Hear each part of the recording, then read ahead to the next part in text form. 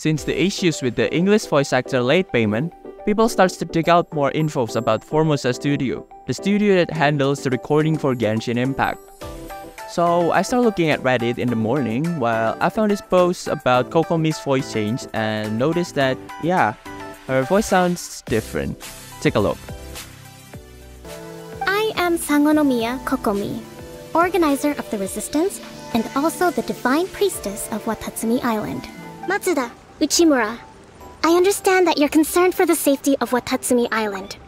But before we make any decisions over whether this merchant is guilty or not, we must give him the chance to explain himself.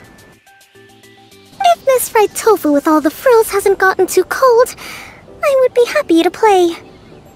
However, the traveler here is waiting for me to help them solve a puzzle they've been facing. Greetings, everyone. I guess I should introduce myself too. Some people call me a general, but it's just their way of showing respect. My actual name is Sangonomiya Kokomi. Kokomi's voice now is basically so high-pitched compared to her voice in version 2.0. And I thought that, oh, maybe she decided to take a different approach to her voice. And when I look at the comments, it changed my perspective completely. Comments under this Reddit post are also pointing out many inconsistencies about the English character voice until now. And they all seem to point out to the studio that Hoyoverse work with right now that just got into some hot water with the voice actor issues, Formosa Studio. They all seems to compare Formosa Studio with Rocket Sound, the studio that managed the recording for another Hoyoverse game, Honkai Star Rail.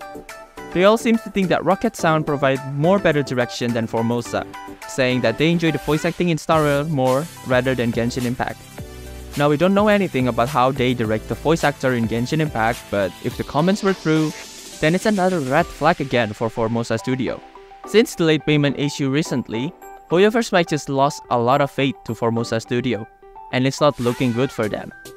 The way to resolve this issue so that Hoyoverse doesn't get flamed again is just to change the recording studio altogether and just use Rocket Sound again, since the general reception to Rocket Sound is really good at the moment.